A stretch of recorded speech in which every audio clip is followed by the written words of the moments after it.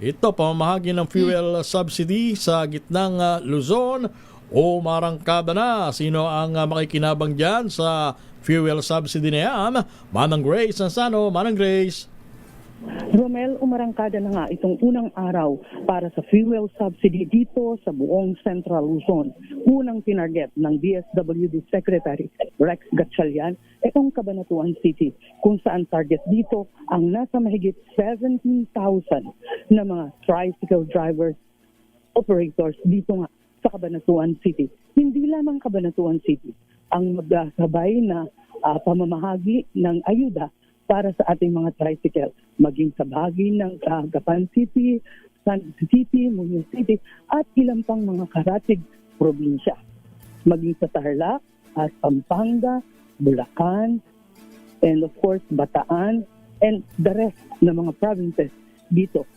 Pagkatapos dito sa Central Luzon, tutungo siya sa Pangasinan. At eto, pilitin natin, Romel, na makausap ang ating Secretary, live po tayo sa DCRD. Sir, eto Romel. Sige, sino yan? Sino yung pinakausap mo, Kasama ko Grace? ngayon si DSWD Secretary Rex Gatchalian. Sir, kumusta po ang ating... Secretary, magandang umaga. Magandang umaga. Okay naman. Maraming salamat. Thank you for having me. Magandang umaga sa nakikinig at manonood sa inyong programa. Well, ngayong araw, tulad na direktiba ng ating Pangulong Ferdinand R. Marcos Jr., pagkat natapos na kami sa first round ng payout sa Metro Manila, ngayon naman after Holy Week, lumabas na tayo na Metro Manila. Ngayong araw, ang target natin ay around 367,000 na mga tricycle driver sa buong bansa ang makakatanggap ng tig 5,000. Sabay-sabay na nangyari to, hindi lang sa isang region, kundi all regions simultaneous na mga payout. Pagtapos naman ito, yung mga iba pang sektor na public utility drivers. Ibig nyo sabihin, yes, Secretary Gatchalian, magandang umaga po muli. Si Romel Fuertes po at si Miss Jackie. Ay, naputol si Grace. Bumalik ka ha. Grace. Si Secretary. Sige, Yes. Ayan na si Secretary ulit. Okay, magandang umaga po muli, Secretary Gatchalian, sir.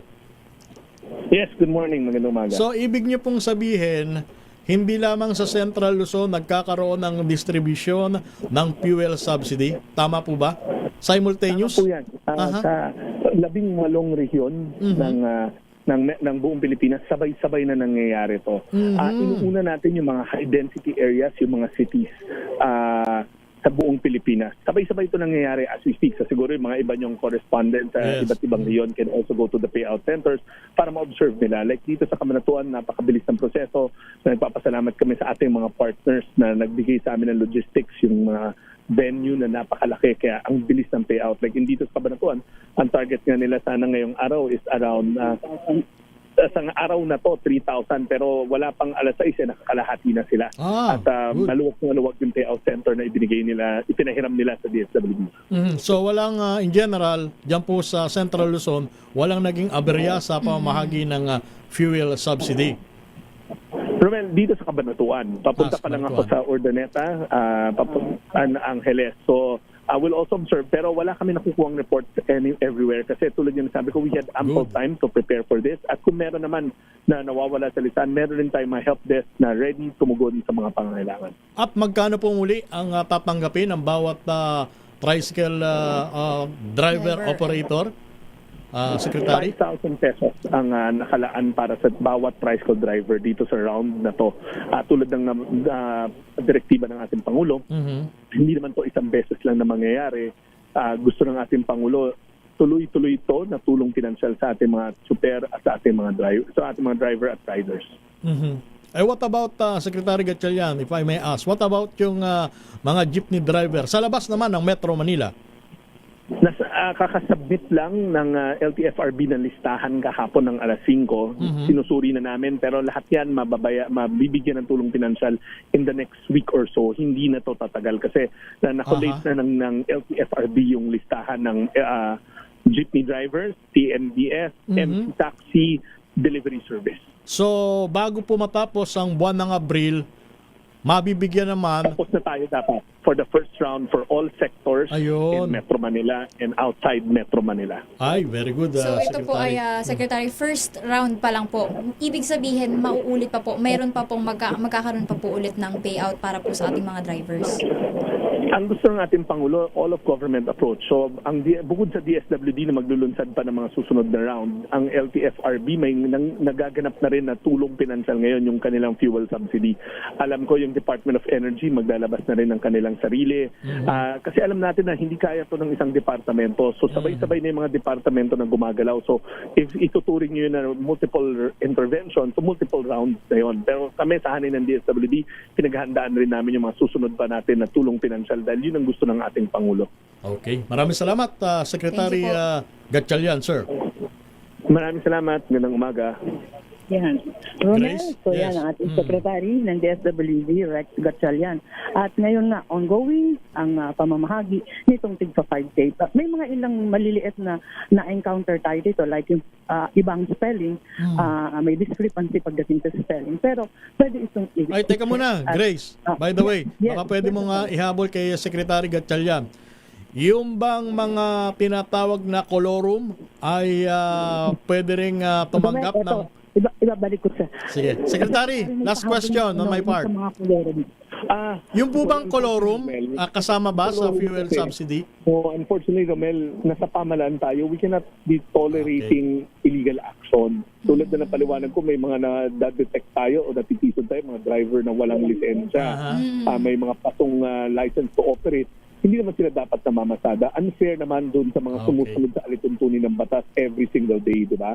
Pero alam ko maraming local government unit partners natin ang tumutulong sa kanila na maitama yung kanilang mga papel. Baka ito na yung pagkakataon para itama nila. Pero Romel, ang sakit naman sa tenga pakinggan na kung kailan lang may tulong pinansyal sa kanila, itatama yung kanilang mga papeles. Diba? Kasi baka mamaya ang dahilan ng ibang nangunguluro. Secretary, total tayo nasa panahon ng krisis. Baka naman pwede nyo kami bigyan ng konsiderasyon. Madamay na sila.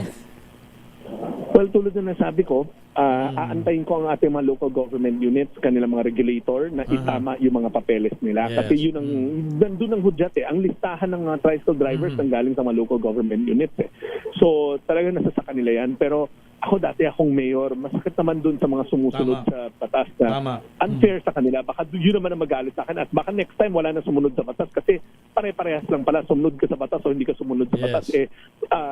Walang punishment or wala man lang sanction. At kasi parang involuntary na sanction dahil nga sa nangyari, biglang lahat sila nagkukumahog na iayos. Pero sana hindi kailangan ng may tulong pinansyal bago iayos ang papel. Obligasyon natin at responsibilidad natin bilang mga public utility drivers na meron tayong tamang papeles pag namamasada tayo.